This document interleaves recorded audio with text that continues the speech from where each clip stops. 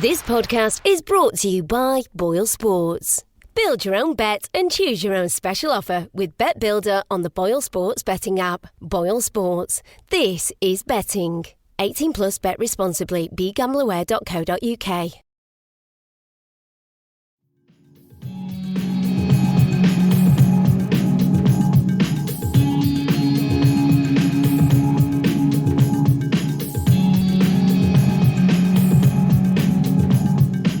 Hello, welcome to United Hour, your one-stop shop for all things Manchester United. My name's Imran.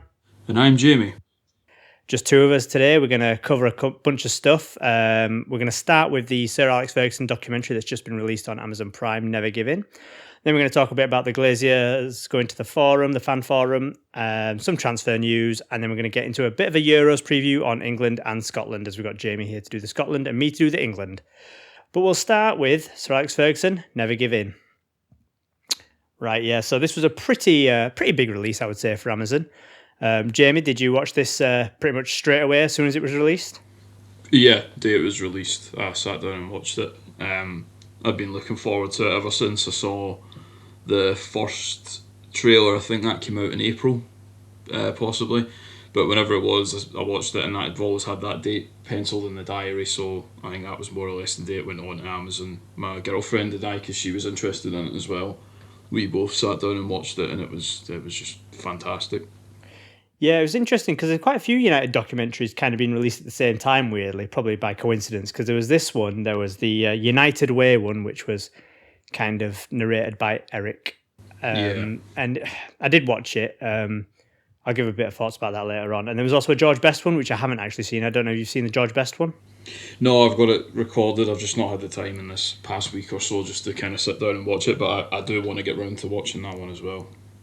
Yeah, but the Sir Alex Ferguson one, directed by his son Jason Ferguson, as a kind of like a reaction to his medical issues that happened, I want to say 2 years ago now, with Fergie obviously worrying that his memory will depart him. And obviously that played a big part into the documentary. The documentary opens with the 999 call that his son made to alert the ambulance that, Fergie was... I get really sad thinking about it, to be honest with you. No, yeah, it's upsetting because even just, as you said, like listening to the recording of it, it was hard listening to that. It was difficult to listen to it. I find that, there was a couple of times I got choked up in the documentary. That was definitely the first one, just, hearing his son make that call. And they really go quite in depth on that brain. Was it brain hemorrhage? Yeah, brain aneurysm. Brain aneurysm, yeah. They go into in depth, and Fergie, a couple of times it kind of goes in and out of that, but that's always the main theme carrying the documentary, I would say. And it goes to letters he wrote to his wife whilst in hospital, things he was saying, like he just wanted to remember. And he seemed really afraid of losing his memory, which for a man who's lived such a great life, you would definitely understand. Oh, without doubt. The bit when his son Jason says, the doctor had they took the brain scan and they could see that there was, well, not just one, there was a number of serious issues that he was facing, and I think they said, was it 6? I think there was 6 Something points, like that, yeah. And they said any one of them could have ruptured, and if one of those ruptures, that's game over basically. Like in terms of your memory, it's just gone because of where the particular points were, and that's when he said, Fergie kind of put his head in his hands and he was like, "Oh, I hope there's nothing wrong with my memory. It'll be terrible if there's something wrong." And obviously that just preempted him to just start all these kind of stories that he just started telling. It wasn't even just limited to United. It was just him telling stories about his life. And as you say, like for a man like Sir Alex, who's lived the life he has and been around the block the way he has, that would have been tragic, really, if it had impacted his memory in any capacity. He's a great storyteller. I was thinking whilst watching the documentary, like there's not a great deal of talking heads really if you think about it. There's a couple, but the amount of people that Fergie's interacted with over his life, there could be a lot more. But I think if you had more, then you would take away from Fergie himself. And that's kind of what you're watching this for, is him telling it his way kind of thing. Yeah, it's nice to have other people chip in, but ultimately you want to kind of hear the words from his mouth because he's such a great storyteller. And especially when he's talking about the old days in Glasgow, I think he sets quite a good scene, sets quite a good picture, and obviously the stock footage helps. But yeah, he did a good job of taking you back to his youth, I thought. Yeah, I mean, I know exactly what you're saying. You don't want like too many people coming in and kind of taking the focus away from Sir Alex, because I just, probably the same as most Man United fans, I just absolutely love the man, and I could listen to him talk about paint drying and it would just sound interesting. But specifically listening to him tell stories about where he grew up in Glasgow, what his life was like, and as you say, there's not many better storytellers anywhere, so you could literally just sit and listen to him speak about anything. But being a Scottish gent myself, it was magic listening to him speak about Glasgow, what it was like back in the day growing up as a kid, and I even found it difficult in parts listening to him reminisce, because again, in the back of your head you were just thinking like, it's wonderful he can remember this and recount this, but you don't realise how close it was to being serious issues with his memory and his health overall, and we wouldn't have had an opportunity like this. Obviously he's had his books and things like that, but to actually physically see him sitting and telling the stories, and you can see the emotion on his face, like the happiness when he remembers certain things, the anger at other things that happened in his life, and that's what you like to see. As you say, that's what you were watching the documentary for, was to see Sir Alex telling the stories from his point of view. It's interesting, actually. When I went into it, one of the questions I wanted to ask myself was, would a non-United fan get as much out of this as a United fan? And I thought it was an overwhelming yes, because for me, I actually found the first 2/3 of the documentary more interesting than the last third about United, mainly because that stuff's almost been covered enough. And we know that as United fans, we know all that. But I found the stuff about his youth in Scotland, about his time as a player, his relationship with his father, how he met Cathy. I found all the stuff a lot more engaging, almost. Yeah. I don't know whether that's because that was the stuff you don't hear about as much. But I really enjoyed that part, especially about his time as a player. And he obviously was a decent player. I think that gets overlooked. I think he finished top scorer in the Scottish League at one point before he got his big move to Rangers, and he was a record transfer at the time for Rangers. So he was a decent striker, and then it did focus a lot on that cup final where he let Rangers down. But I think that was overplayed a bit. I don't know how you can let your side down in a 4-0 loss. Like, that's not really on you. No, I agree. And he said it himself almost. He felt that he'd been made a scapegoat for the reason that they lost that final. And as you say, if they'd have lost 1-0 and he loses his man for a header, then okay, you could focus on that and say, well, there was only that one moment in that game, and unfortunately it was that moment, but it wasn't the case. That was the first goal, which, okay, it's the first goal. They then got hammered after that, 4-0, and people, again, I don't think people who maybe don't follow Scottish football realise Celtic and Rangers were excellent at different points, and obviously at that point Celtic were a very, very good team, and the minute they got 1-0 up, put Rangers to the sword, and it was difficult for Rangers to cope. As you could see in the footage when you were watching it, it was difficult for them to compete at that time, and he was just made a scapegoat for that particular game, and you could see how much of an effect that actually had on him, like the way the fallout happened at Rangers, and the fact that he was such a thorough Rangers fan in his youth and he loved playing for the club. It was difficult watching the effect that had on him, and you can understand how that's then shaped his managerial career, if you like, because of the way that happened at Rangers. That's absolutely been one of the driving forces in his managerial career. Yeah, I would have been interested to hear a little bit more. Maybe, I mean, they did touch upon it. Obviously, the religious differences between him and Cathy. Yeah, but I feel like maybe it probably would have been. I can't say maybe it wasn't, but I feel like it would have been quite a big deal, like a lot harder than maybe the documentary made out for them to even be together in the first place with those religious differences in Glasgow back then. So that would have been but then I don't know, maybe it was, as he said, it was a bit of hostility, but nothing too major apart from a couple of people saying things, but who knows that. But I found that an interesting side plot, as with the side plot about his father pushing him and trying to make him a player. But yeah, then we kind of go on to his time at Aberdeen, which, I mean, his managerial record at Aberdeen is ridiculous. Does it get played up enough? I don't think so. I don't think so at all. Like 3 Scottish League titles. The first, I mean, he was the first to win it after 10 years, I think. Not Rangers and Celtic. Yeah. 4 Scottish Cups, 1 Scottish League Cup, a European Cup Winners' Cup, and a European Super Cup. Sorry, that is ridiculous. It's an absolutely ridiculous thing to have achieved at a club like Aberdeen, and I'm not sure that enough gets made of it.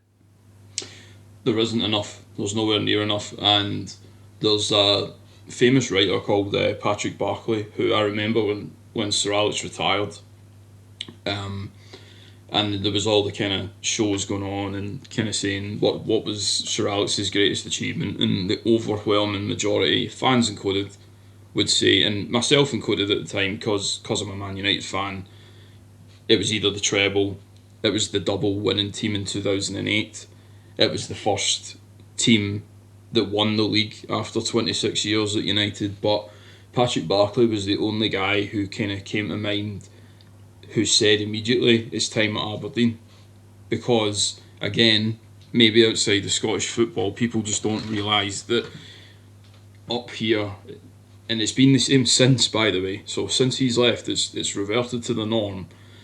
The Scottish landscape up here is Celtic or Rangers. One of those teams will always win the league. It is practically impossible for another team outside of those two to win the league. Sure, like we've seen with St Johnstone this season, St Johnstone have won both domestic cups. That's always possible because it's a cup competition, but in terms of the league, it is next to impossible for a team outside of Celtic and Rangers to win the league. So for him to go to Aberdeen after he'd only been at St Mirren, another team that he'd made them better and got them pushing harder than they ever thought they could, to go to Aberdeen, to build a team and break the old firm, because that's exactly what he did. He broke the old firm's stranglehold on Scottish football, and there's 2 ways you can look at his Aberdeen tenure. The first thing is defeating Celtic and Rangers to win the 3 Scottish League titles. That is just insane. If you done that now, you'd be heralded as a genius up here, because, as I said, it is next to impossible for it to happen. And the second thing is, for Aberdeen to win a European trophy, the Cup Winners' Cup, against Real Madrid and the teams they beat along the way, it's incredible. That's the only way to describe it. It is absolutely incredible. And I agree with you. Not anywhere near enough is made of it. Maybe from the older generations it is, because they saw it firsthand and they witnessed it. But certainly from younger generations, I don't think we pay enough respect to just how good his time at Aberdeen was. So yeah, just remarkable achievements, and it was interesting. I liked that they obviously had the infamous post-match interview after the Scottish Cup win, where he basically berated his team, which always gets played. But then I think it was nice to hear him say, I don't know why I did that. It was nonsense. I shouldn't have done that. But I just guess a manner of the man, I guess, and that's what this really was. This whole documentary is to get just a profile of the man, an insight into the man, the manner of how he manages, who he is, and I think it did achieve that. Obviously, you could definitely go into more, but I think as a whole, I mean, you said you watched it with your partner, right? Yeah. I mean, that's right. how much did she know about Ferguson before this, and what kind of impression did it leave on her afterwards? I think that's an interesting, Well, she knew obviously like the United side of it, in the sense that how much of a legend he was at Man United and exactly who he was, and obviously because my girlfriend's Scottish as well, she knows of him just through folklore, if you like, and just things like that. But she kind of said the same as well, with what you said about the first maybe 2/3 of the documentary about his lifestyle growing up, his playing career, because never mind like my girlfriend, I didn't really know enough about his playing career, so to sit and listen to that was great.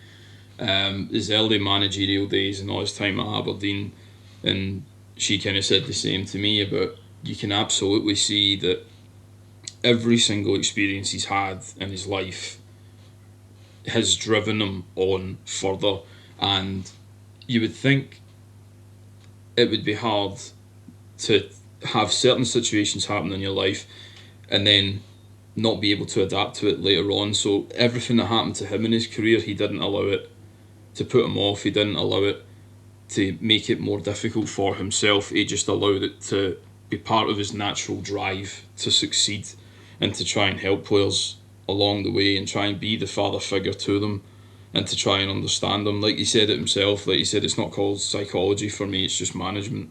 It's how you manage people rather than football players. And she said that like that's nothing to do with football, that you could literally apply that to any business in the world. That's exactly how you should treat your staff, that's exactly how you should treat your teams, to want to help them drive on and succeed. And even if you just take the football aspect out of it and you just listen to what he says about management, the guy's a genius. Yeah. So we moved on to the United days, which I actually found to be probably as I said earlier, probably the weakest part of the documentary. Not that it was bad, it was just, there is so much in Ferguson at United that if you pick 3 topics to talk about, you are cherry picking topics.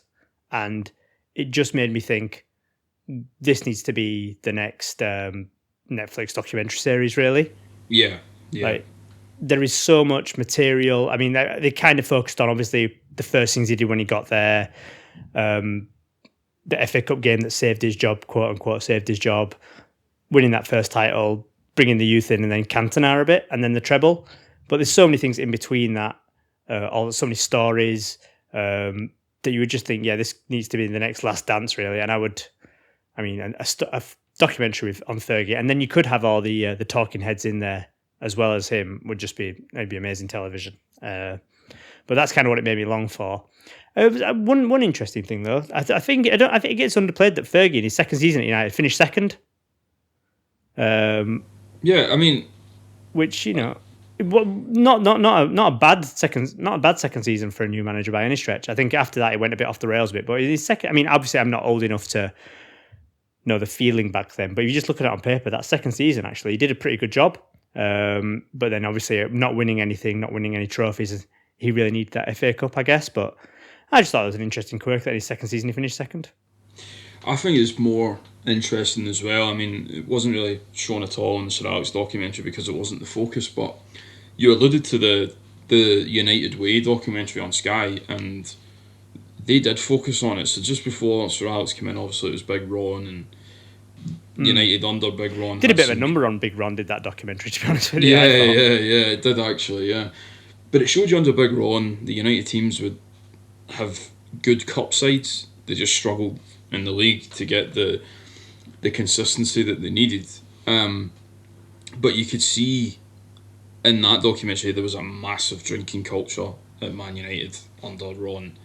And obviously Sir Alex comes in and the first thing he tries to change immediately is work out who's in this drinking culture, who's actually still deserving of a place and is going to work hard and is a good enough player that warrants keeping, and who to get rid of. So as you said, he finishes second in his second season.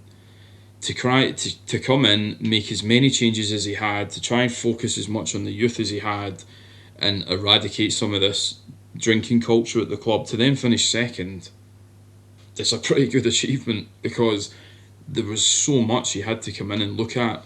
And obviously you can look at it anyway, we'll never really know about the quote unquote game to save his job. And I suppose it's easy kind of us to sit here and say, well, that was the case, you know, he had to win that game, he had to win that trophy. Or you could even listen to the likes of Sir Alex and Martin Edwards saying, no, that was never the case. Yeah, it was really tense times and it was really hard, but that was never really going to happen. You can only take that with a pinch of salt, and you can only just wonder, well, if he had lost, I wonder what would have happened. Would he have got much longer? Would he have been given another season, another 2 seasons after that? Obviously, we'll never know, but I just think it's interesting, and you can see that he finishes second, but he's then still got so much work to do, and that's when it kind of goes back down again. And there's a lot of parallels with United over the last couple of years as to what we were back then. Good cup sides, good runs in cups, but in the league, struggling to get the consistency to consistently compete at the top of the league. Do you know what I mean? Yeah, it's a good point made, and it just makes you wonder. I always wonder how must that guy who hung that big tarp that said like "Tara Fergie," how must he feel? Like I know. 10 years later.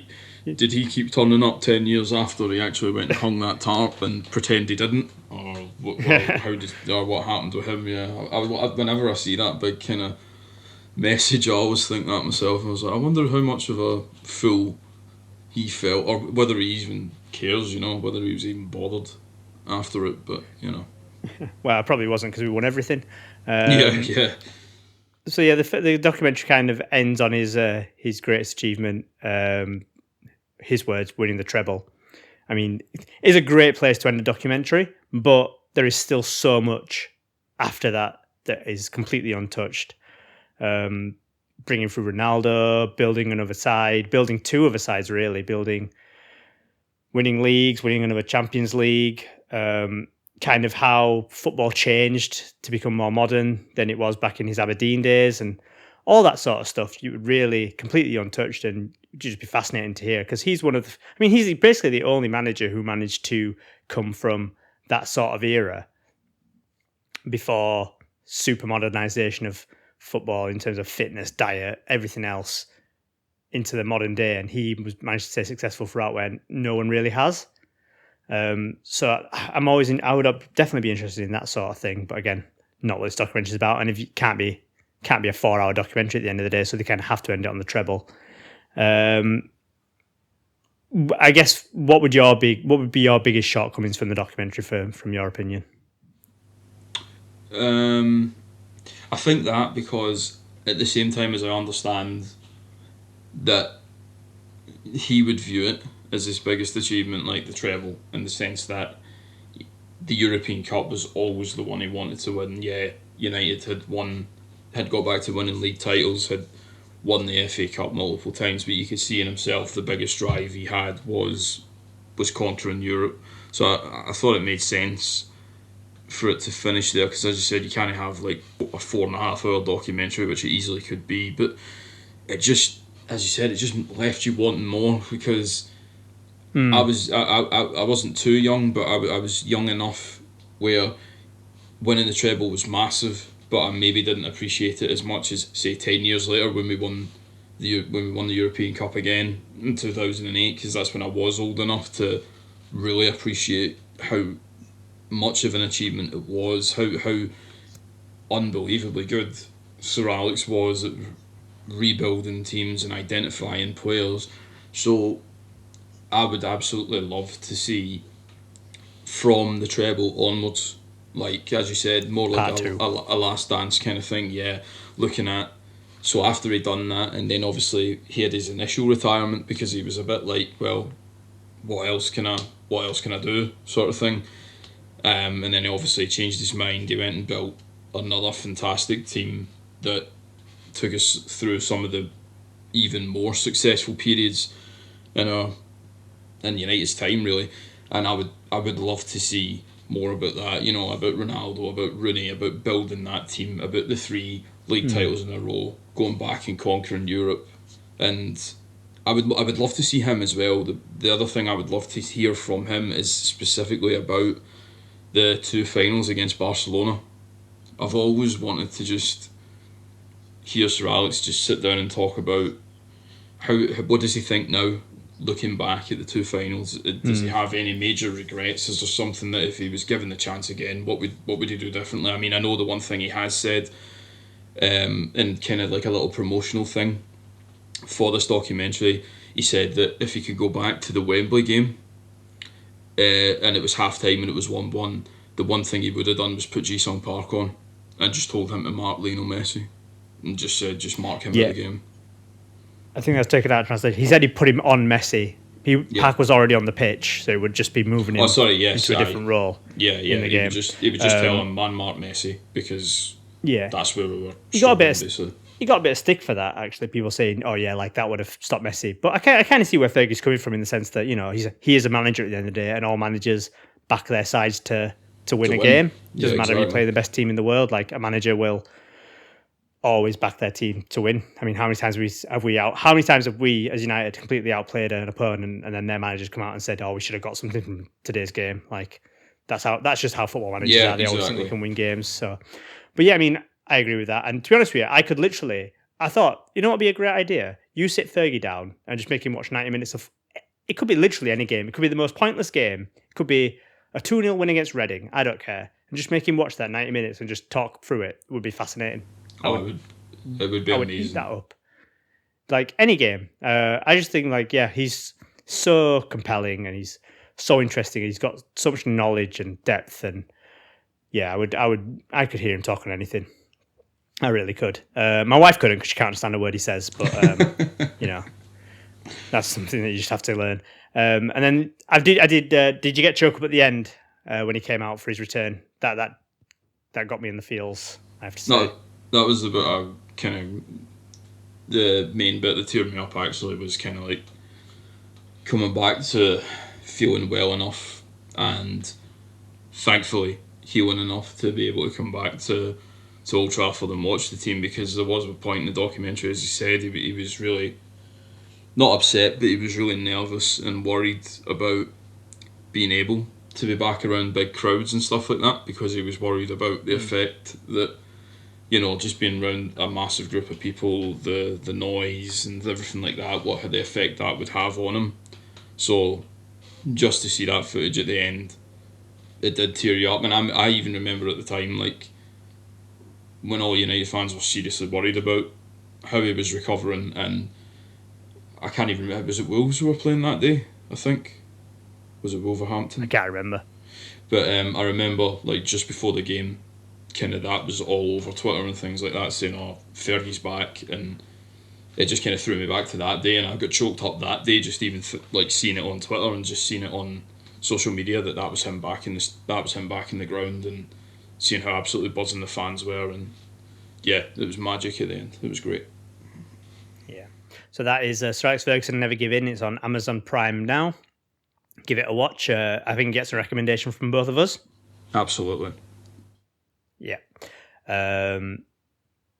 Quickly on Never Give In. Decent documentary. I thought it was a bit all over the place. No real narrative to it, and it just kind of picked random things to talk about. But also a decent watch if you're a United fan. I think if you're a football fan, you'll get a lot out of the Sir Alex one. I think the United Way one's pretty much a United fan only kind of thing.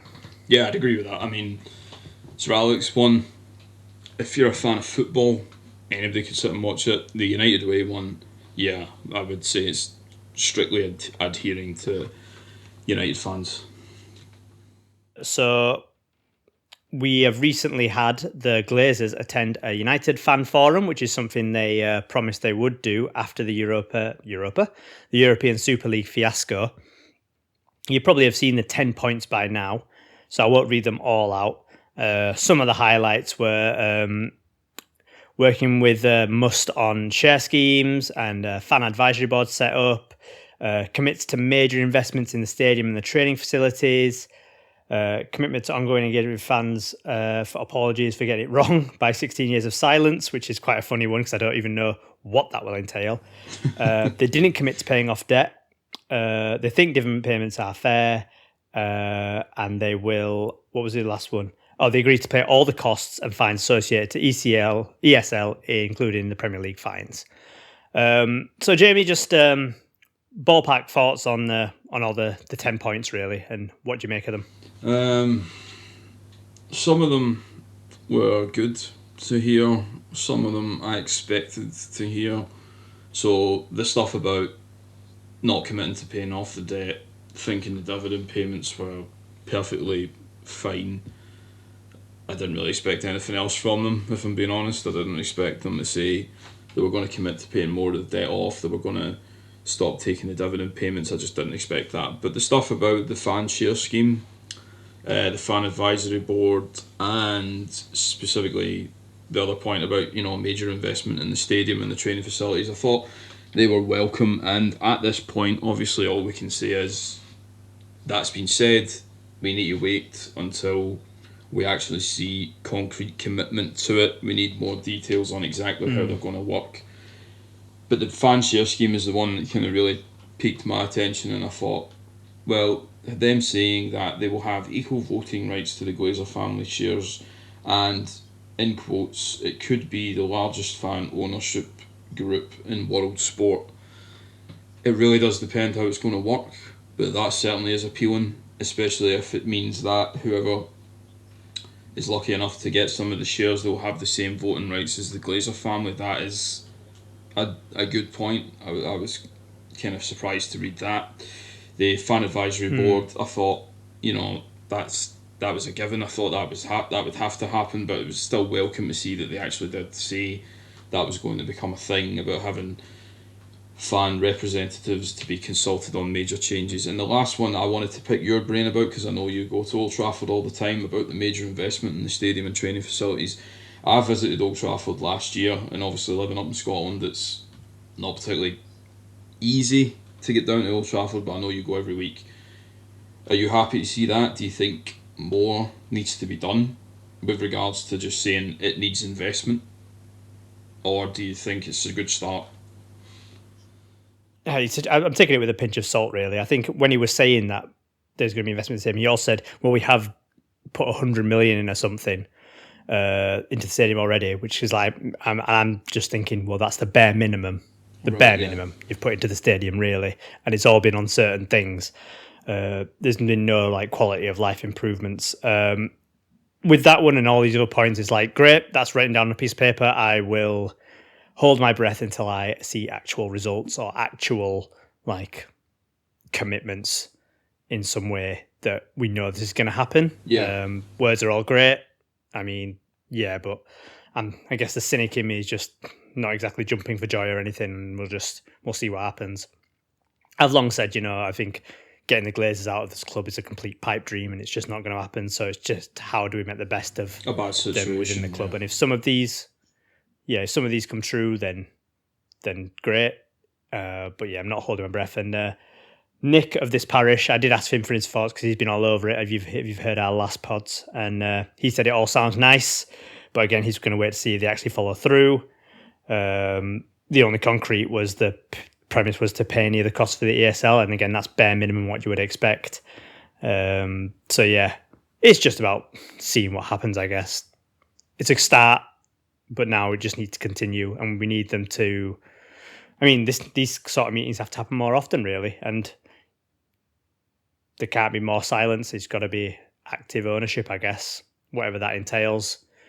So yeah, we'll just have to wait and see. See, one other. God, I sound so. Aye, I know, because it is kind of sitting there saying, well, yeah, at least they come out and they've said this, but then you are taking it with an absolutely massive mountain of salt to say, well, until we actually see commitment and proof of them backing up what they're saying, we all just need to wait and see. But I did think, with some of the stuff that's come out about the women's team recently, and like Casey Stoney resigning as manager, some of the rumours that were coming out about the state of the facilities and things like that, I did wonder when I read major investment in stadium and training facilities, I wonder if that was kind of not just adhering to people saying Old Trafford needs to be kept in much better care, but maybe that was also alluding to the fact that there's been a lot of criticism since Casey Stoney resigned, and a lot of rumours about exactly how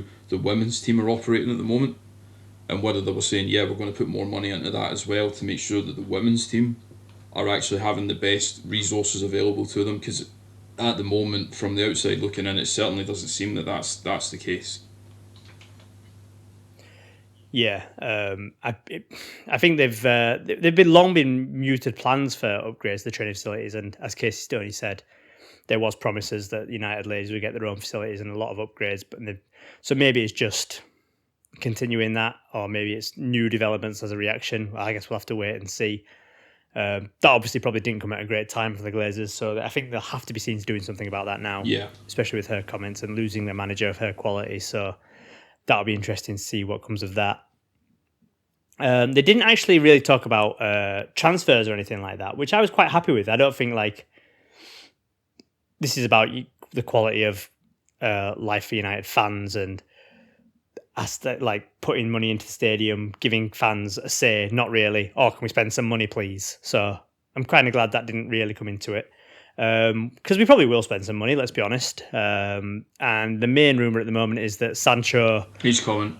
Looks like it'll happen, I guess. 80 to 90 million around that ballpark. I know you're a big Sancho lover. Oh, yeah, definitely. Are you excited? Oh, yeah. Big Muppet, self-confessed transfer Muppet. I've long championed that's exactly the move we should be making.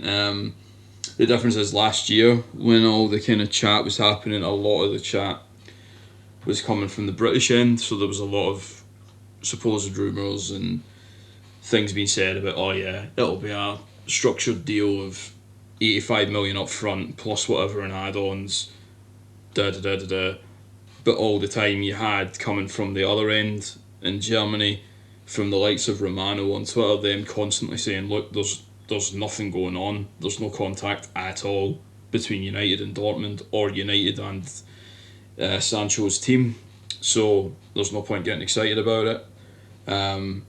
Whereas this time, even over just the last 4 or 5 days, if you just even kind of type in Sancho on the search function on Twitter, it's not just coming from, say, the British media now, it's now coming from German media, the likes of Romano, all these guys that kind of have their feelers out, listening for any kind of major news on any transfer. They're all kind of reading off the same hymn sheet now, saying they're expecting the deal to be done around about 80 million plus add-ons.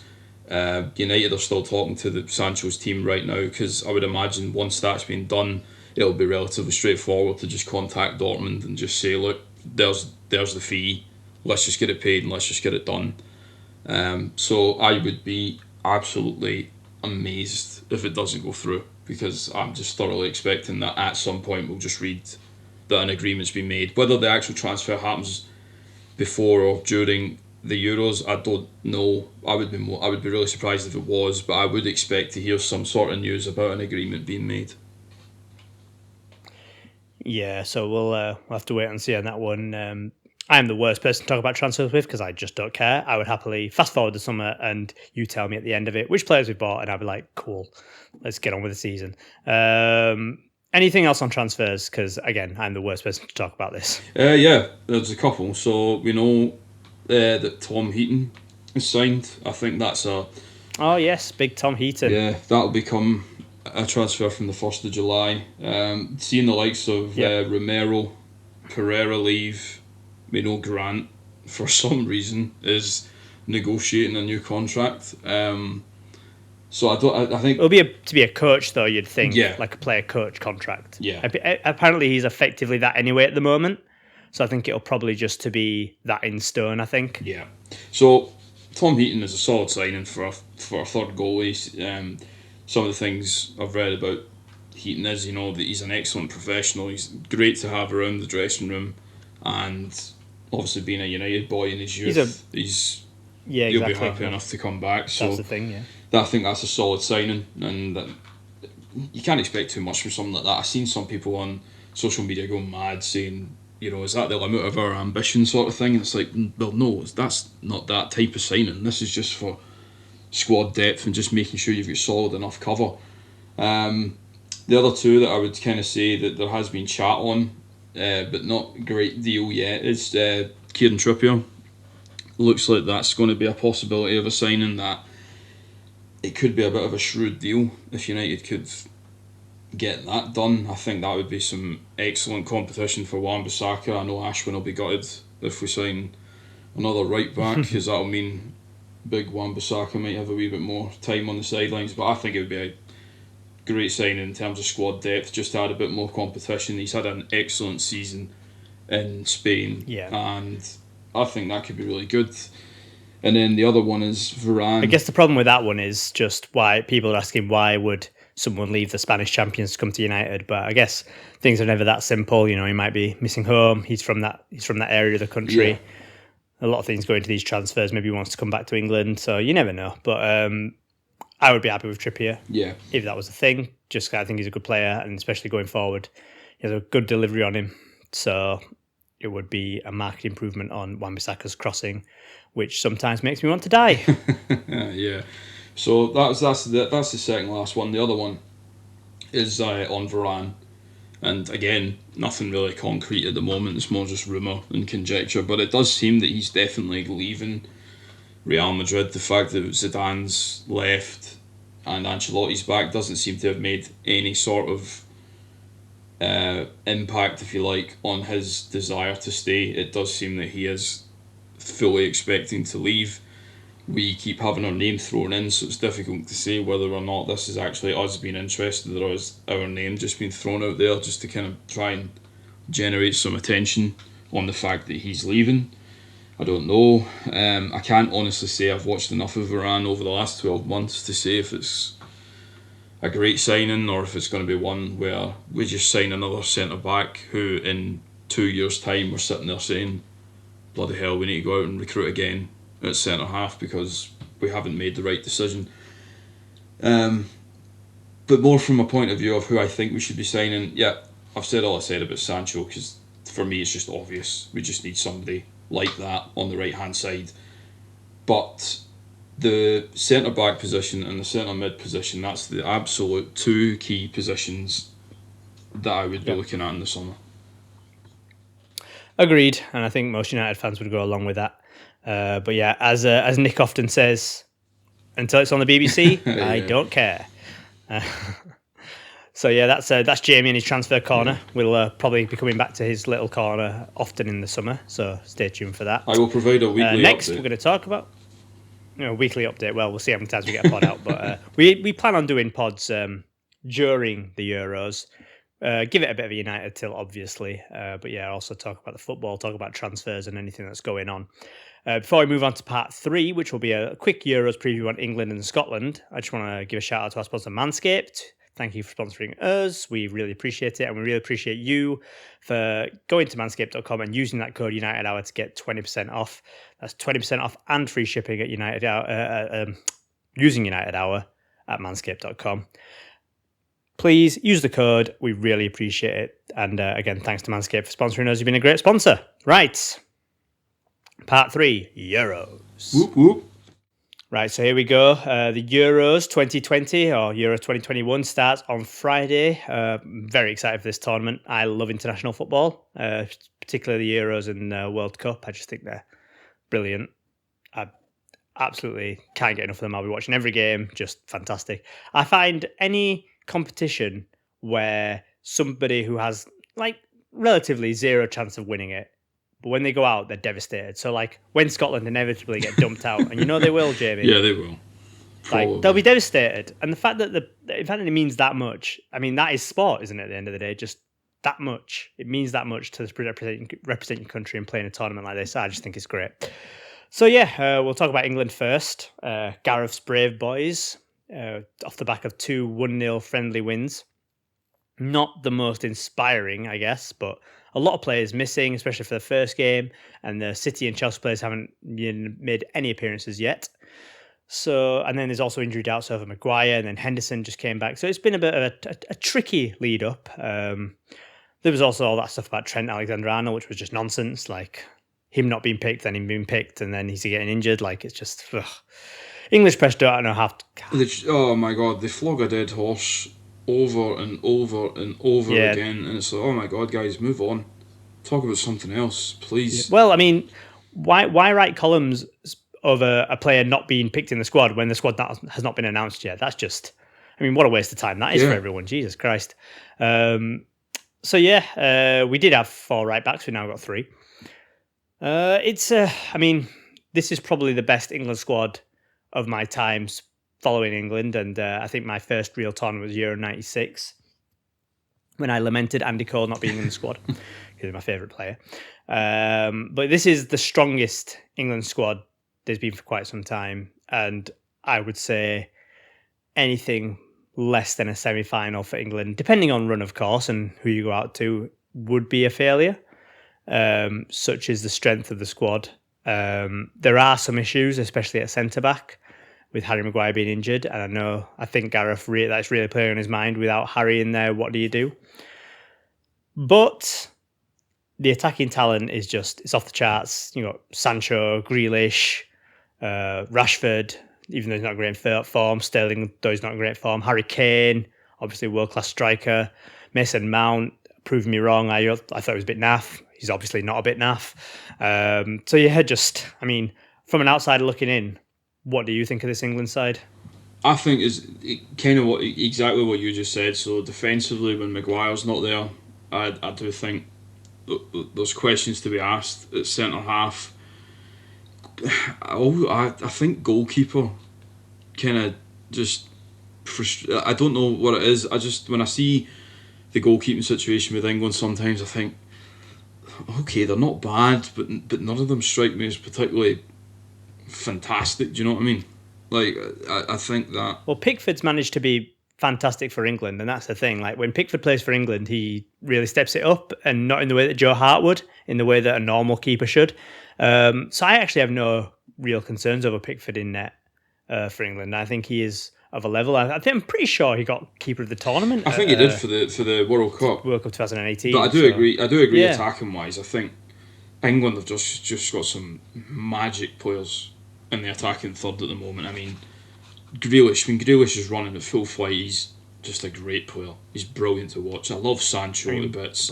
Harry Kane is just a world-class striker. That's the absolute minimum at which he should be described, because he is. He's just fantastic.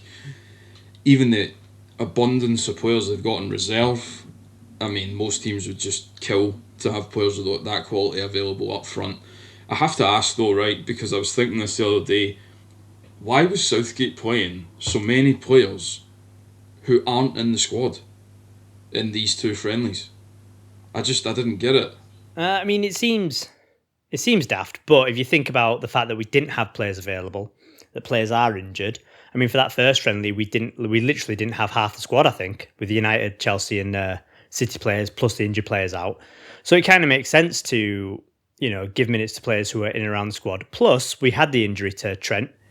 That was the big one, yeah. So, it was the audition. Yeah, that was the big one, was Alexander-Arnold getting his injury. And then you kind of are saying, right, well, in terms of the right back spot, it's totally open now. So whoever can go and actually stake a claim at right back, that's fair enough.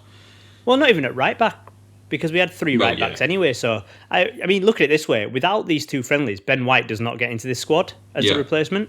But because of these two friendlies, it has been Ben White, and deservedly so. I think without any of these players playing, I think probably Jesse Lingard gets in there. But yeah, because Ben White played in these two games and didn't look like Tyrone Mings, I think he gets into the squad. And even now... He looks awful. Mings.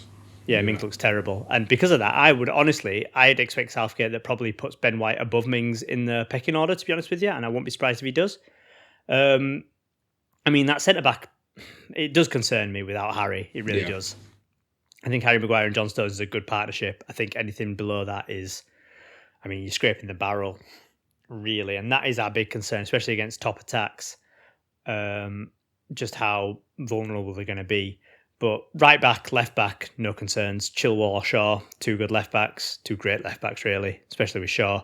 And right back, James or Kyle Walker, I'm happy with that as well. So it's just the centre-back that's a bit worrying. And I think to compensate, he will play his two holding midfielders in Rice and Phillips, or Rice and Henderson if Henderson's fit. And to be honest with you, I don't think he needs to, because we'll be bad regardless in a way. It's like you're playing these two defensive midfielders to offer protection, but they don't offer protection anyway. When people get in, they'll get in, and that's just how it's going to be. Personally, I would honestly just play one holding. I'd have Rice holding deep, and then I'd put Foden and Mount right. In front of him. So just to kind of, because I know you're kind of going into this just now. So who would you start front to back? What is your formation, and what is your team? Not who you think he will pick. Who would you pick if you're the manager? And going into that, it's Croatia, England play first, isn't it? So going into that Croatia game, name your 11 and your formation. If Maguire's fit, it's Pickford, Maguire, Stones, Luke Shaw, and Walker, James. Either or, it doesn't really matter. In a back four. If Maguire is injured, I'd still go back four, and I'd put Rice next to not Rice. White, right? Ben White next to Stones, just because of his form. I would have Rice holding in front of them and not really going anywhere, and then I would put Foden and Mount as the two attacking midfielders. And I tell you why. Because both of them work extremely hard off the ball. And they don't offer that quote-unquote protection. But at the same time, neither does anyone else. Like, we'll be leaky regardless. It's not like we're some fortress if you put Rice next with Henderson or Rice with Phillips. So I would just have the two of them. And they'll do the work. They'll press. And then we can press from the front more effectively if you have both of them there. And then, Grealish has to play. Grealish, for me, should be number one on the team sheet, but he's probably not. But he should be, because he is honestly a fantastic footballer. He's a free kick winning machine, if anything. And he can be dangerous from set pieces. We were at the World Cup, so he has to start. He would start on the left. I love Marcus Rashford, but ultimately he's not in the form that he should be in going into this tournament, and Grealish is. So I'd put Grealish there, put Kane up top, and again, Sancho should be on the right ahead of Sterling, because he's the man in form and Sterling just isn't. And that would be my 4-3-3. What I think he will do instead is, if Harry Maguire's not fit, I fear he might go for a back three of Cody, Stones, and probably actually Ben White. Then he'll go for Chilwell. He'll put Kyle Walker. He'll put Reece James. Actually, he might put Reece James right centre back. Maybe, yeah. Then he'll put Kyle Walker at right back, and then he'll put Rice. I think he might shoehorn Henderson in. I don't see him. Actually, no, he won't. One game too early. He'll put Rice, he'll put Phillips, he'll put Mount, and then he'll put Kane and probably Sterling. And that's just too defensive, unfortunately. I really hope he sticks. Even if Maguire's injured, he has to go 4-3-3. There's no point in going defensive, especially against Croatia, who aren't the team we played 3 years ago. They're not that good. To be honest with you, I would fancy Scotland against Croatia. I don't know about that. But, well, I just don't think they're up to it anymore. They're quite an aging side, and they've just not looked as good whenever I've seen them. And I don't watch a lot of Croatian football, but yeah, I just don't rate them at the moment. So I really think we need to go for it. And yes, maybe then when we're playing, I don't know, France or Portugal or whoever, then you maybe think, okay, now we do need two holding midfielders in there. But that's for then. So, yeah, that's my team. Fair enough. That's a decent team.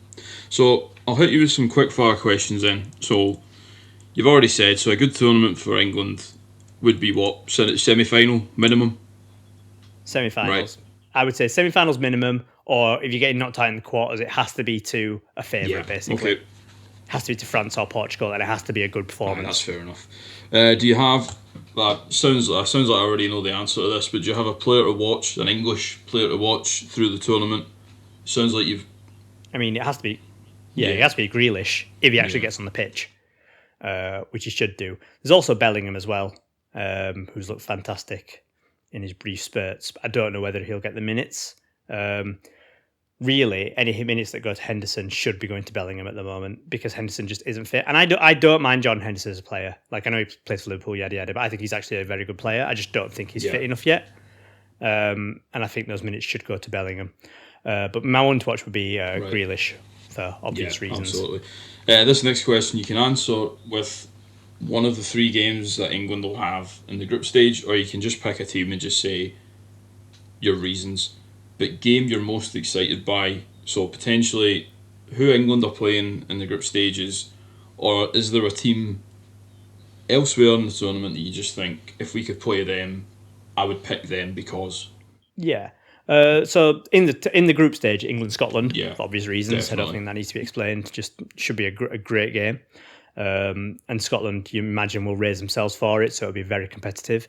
Another group game would obviously be France-Portugal in that group. I think that'll be a belter, yeah. I think that'll be good. I do think the eventual winners of the tournament comes from those two teams.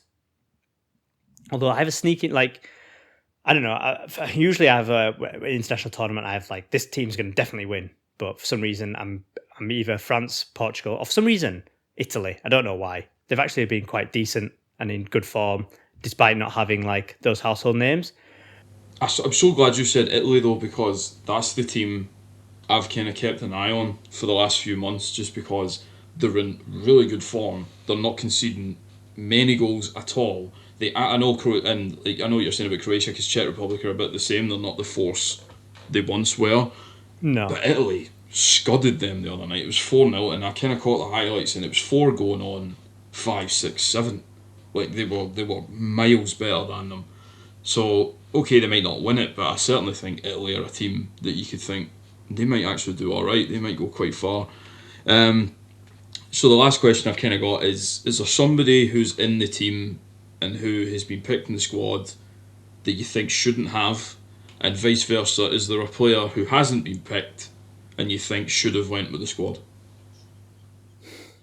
Honestly, not really. I mean, Henderson probably shouldn't, and neither should Maguire, really, if they're injured. Maguire less so because he might be fit and his injury wasn't a long one. Henderson, it's just too soon for him, and you could tell he looked a bit sluggish when he came on midweek. I think we kind of shoehorn him in to the side. I get him being there for leadership reasons and reasons other than football, but ultimately, take him as a coach, take him as a whatever, I just think it's a bit of a waste position. But when you've got 26, you can probably afford to waste one, so I'm not that bothered about it. Players who missed out, I think Lingard's a bit unlucky, I guess. Yeah, I agree. James Ward-Prowse a bit unlucky, I guess. But, I mean, it's weird. You're taking James Ward-Prowse because he can take a free kick, but ultimately you also have to play football in the game as well. And do you really want him to be on the pitch for set pieces if you also have to play 30 minutes of football ahead of, I don't know, a Grealish or Bellingham or someone like that? I don't know. So yeah, there's no one really I'm that fussed about. Yeah, fair enough. Sounds good. I think that's about it for England, really. So our first game is against Croatia on Sunday night. Should be an absolute barnstormer, and I expect England to win comfortably because I think Croatia are shit. I don't really, but that's what I'm running with. Right, so let's move on to Scotland, who will be playing their first tournament in how long? 23 years. 23 years. How old are you? 31 in August. So you obviously remember the remember France 98. heady days when you were 7 years old. Yeah, I can actually distinctly remember because I think it was either the opening game or it was like one of the games just like the following day, and we were playing Brazil, and I remember just the absolute pandemonium in my school for getting all the kind of daft flags up everywhere. There was even like noses with Scotland flags on them saying like support the team and stuff like that. It was fantastic. So what you were saying about how excited you are for international football, like I'm sure plenty of Scotland fans, such as David, who's a fellow pod member, he'll agree with me. While we enjoy international football and it's good to kind of see these big tournaments, it's always just that hint of just crap. We're not there. Even the likes of the last few times when Wales have got there kind of consistently, Republic of Ireland have as well, so have Northern Ireland, and we've just constantly missed out. The team's just either not been good enough or it has been good enough, and the players have just unfortunately let us down. So for the last 6 months or whatever it is, no, more longer than that, 8 months since that night in Serbia, it's just been building and building and building. And even like today, speaking to my work colleagues, we just cannot wait for a week's time with this game against Czech Republic. Just cannot wait for the tournament to get underway. I mean, you don't want to say it, but I'm just so excited about us being there that I haven't even thought about after that yet, because I'm just so excited that we're actually there and we're going to be playing next week in an international tournament for the first time since I was 7. I mean, it is exciting. I think it's fair to be excited, but you aren't there as a, I would say, not like a charity case or anything. I don't. It's probably not the right term, but I mean, you're a decent side, and you can have realistic ambitions to get out of this. I think we can, and okay, we've only played Holland and Luxembourg in the two friendlies, but the game the other night against Holland was very encouraging because just before we played the game, unfortunately, John Fleck was tested positive for coronavirus, which meant a number of players were unavailable and had to all self-isolate. So we only went into the game with a number of players to actually pick from. It was good in some cases because we could actually see some players get a chance who may not have got a chance, if you like. But they played really well against Holland. Took the lead twice, we drew 2-2, but in all honesty, Memphis Depay diving for the free kick, he should be ashamed of himself. And while he then scored a decent free kick, it was so frustrating. I know it was only a friendly, but it was so frustrating because they did play really well and they deserved to win, quite frankly. So that was a good showing anyway. And then the game against Luxembourg yesterday, it's difficult to analyse because we played well and we made a number of chances. And one thing that has really made a difference is Che Adams playing for us. He's just he's a good player, and he's just a focal point. He's somebody actually up front who's got a bit of quality that you think he can actually score goals for us. That's been the number one problem with Scotland for years and years and years. We don't have a goal scorer. Since Kenny Miller left, since James McFadden left, we just do not have a guy who can consistently hit the target and score goals for us. Like, Lyndon Dykes has come in and tried really hard, and while he's good at holding the ball up and bringing others into play, he clearly isn't the guy to bank on to score us the goals. Whereas Che Adams, in his handful of games that he's played for us, does look very lively, does look very good, looks hungry, and scored again yesterday and had another couple of chances as well. So that was good.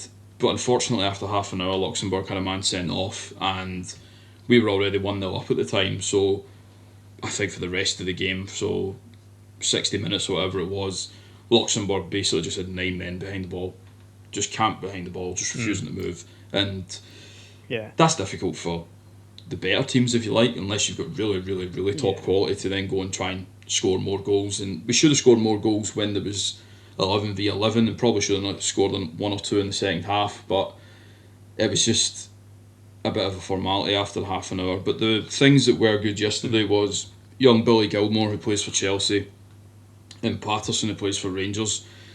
They were excellent yesterday, and they were two real bits of quality in the game that you thought, we need to see more of them in the tournament. I understand that we're going to be playing against some good sides and we need to be safety first, if you like, in those games, but in other games where I think we do have half a chance, I really would not be adverse to putting Gilmore and Patterson in, just because I think they're young enough, okay, but they are good. They are really good, and they've got the ability and the hunger to really go and make a difference. So that's why I was kind of penciling my team down, for example, and well, just before you do you think, I was thinking this, don't you think if you offered it Scotland, instead of Luxembourg having a man sent off, you'd have said sub that player off? Yeah, absolutely. Because you'd take that, wouldn't you? That I mean, I know you can't probably because of FIFA rules or whatever, but really, like, what does Scotland gain from Luxembourg having a man sent off? Nothing. So, I don't know. It'd be nice if sometimes common sense came into these things and you're just like, right, no, I'm not going to send him off, but he has to go off. He has to make a substitution or something. Just, what's the point otherwise? It was so frustrating because it was like, Dykes runs through, the guy literally like pulls him back. He's the last man. He pulls him back, pulls him to the floor, and you're like, that's just. If that's a Premier League game, if it's a Euro game, it's absolutely a stonewall red card. It's just unavoidable. But you're just sitting there going, it's a friendly, man. Like, come on, like this just is not. Yeah, this just isn't going to be good for the next hour, because sure enough, as I said, they just camped behind the ball. They just made it next to impossible to kind of try and do anything. So it was unfortunate, really, that happened yesterday. Yeah. So go on then. Your what you would start with?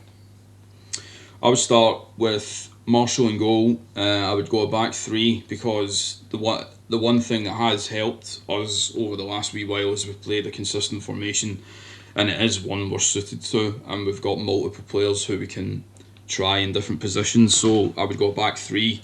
And me personally, I would play Jack Hendry, I would play Cooper from Leeds, and I'd play Tierney in the back three.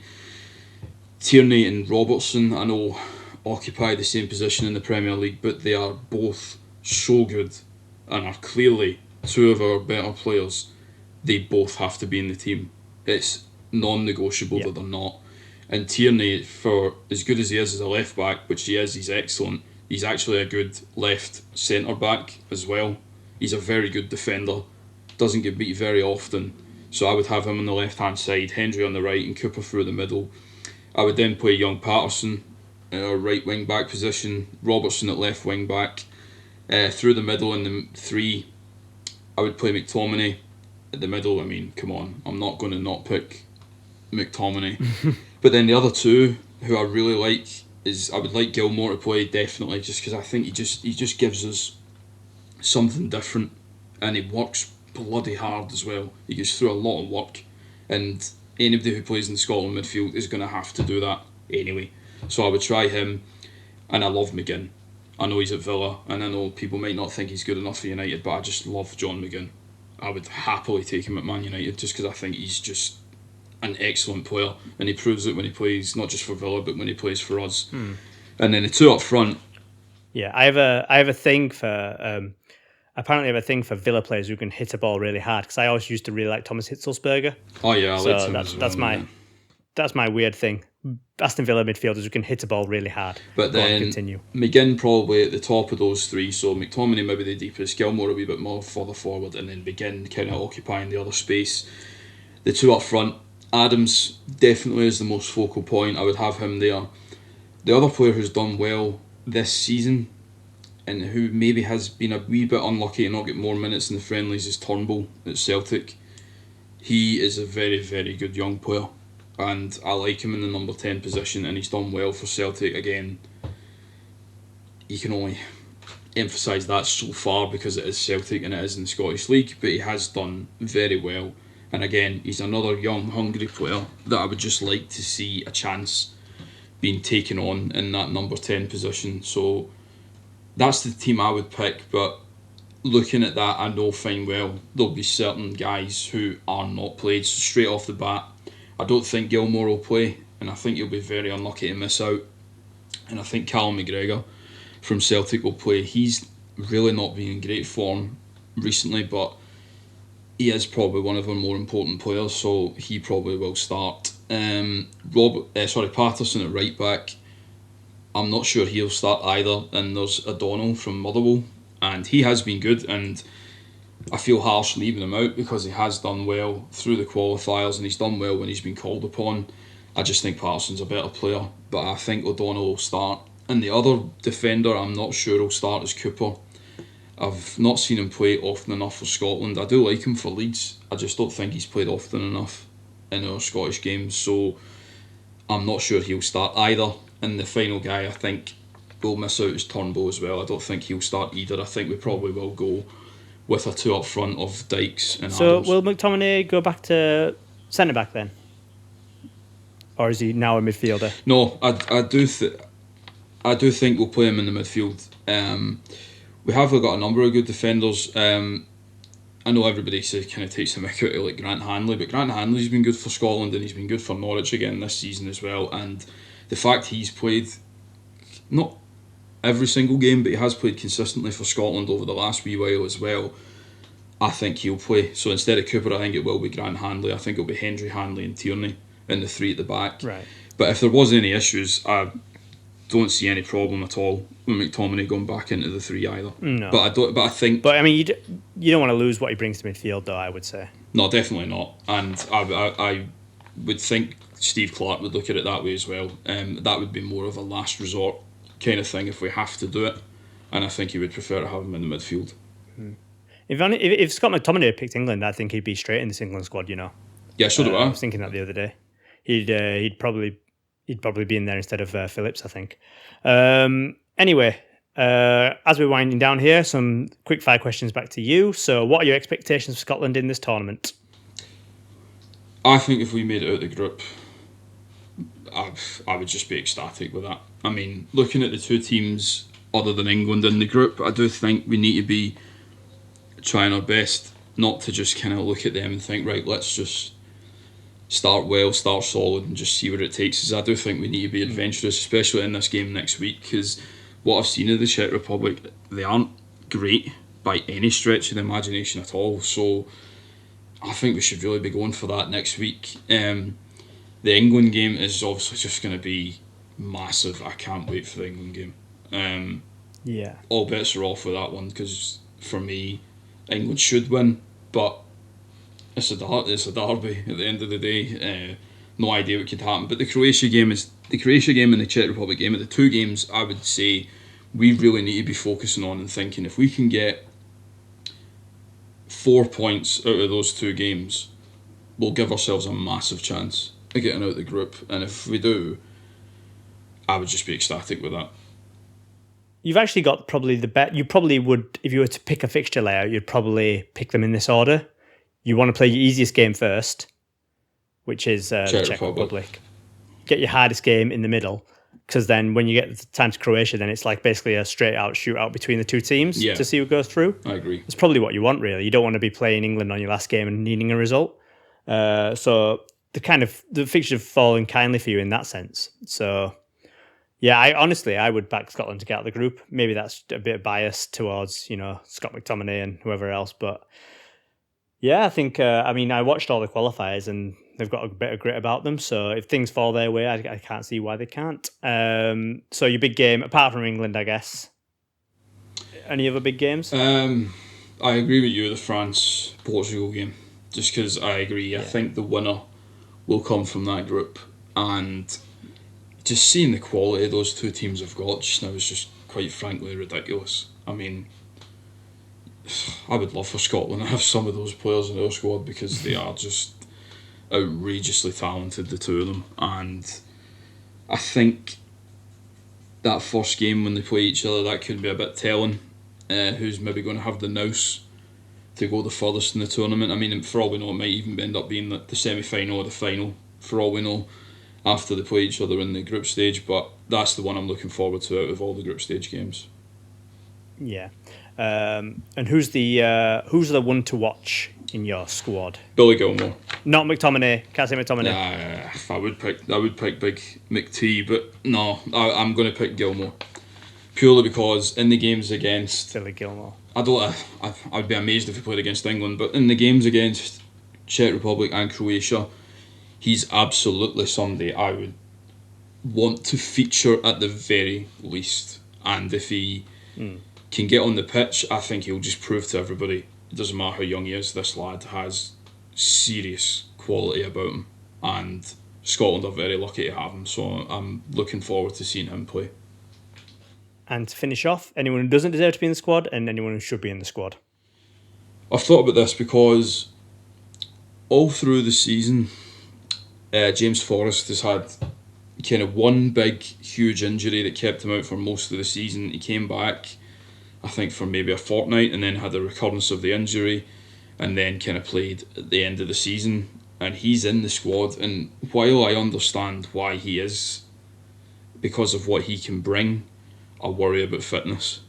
I worry just about how fit he actually is, and is it going to be a situation where maybe we play him in the first game or the second game against England, maybe gets a knock, and not even a substantial knock, if you know what I mean, if he just gets a wee knock and then that's him completely out of the tournament.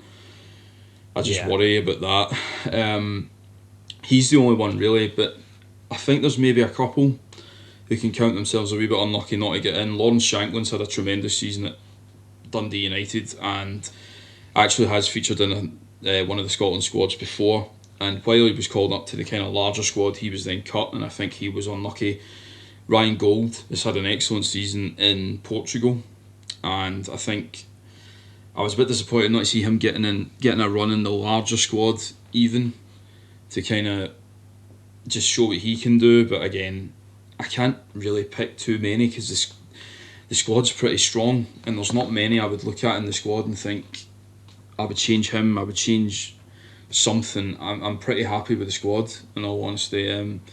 I think maybe the only one maybe is a couple of the St Johnstone players, because they've had such a good season, winning 2 domestic trophies, finishing high up in the league. A few of their players might feel a bit unlucky to have missed out, but again, with the quality we've got, particularly in midfield, I think it would have been difficult to leave out somebody who has made it for somebody else. Yeah. And final question, who is the only Scotland player in your squad who's not born in the UK? He's in the squad. Yeah, he's in the squad. You've got one player who's not born in the UK in your squad. Clue, he was born in Australia. Oh, Lyndon Dykes. Lyndon Dykes, yep. So if he does well, yeah, you know, not really a Scottish guy, is he? Let's be honest. No, we need all the help we can get, man. That's our big Euro preview on England Scotland. So we hope to be coming back with some pods during the Euros. We'll cover some United news. We'll cover United players playing in the Euros, as well as just the Euros themselves. Like to get content out for you guys. As always, you can follow us on Twitter, United_hour. You can follow us on Instagram, same thing. Get a posting on Red Cafe as well in the thread, and also leave us those 5-star reviews on Apple. We really appreciate those, and it helps people find this podcast. That's us. That's it from us for now. Say goodbye, Jamie. Cheerio, troops. And yeah, we'll see you later.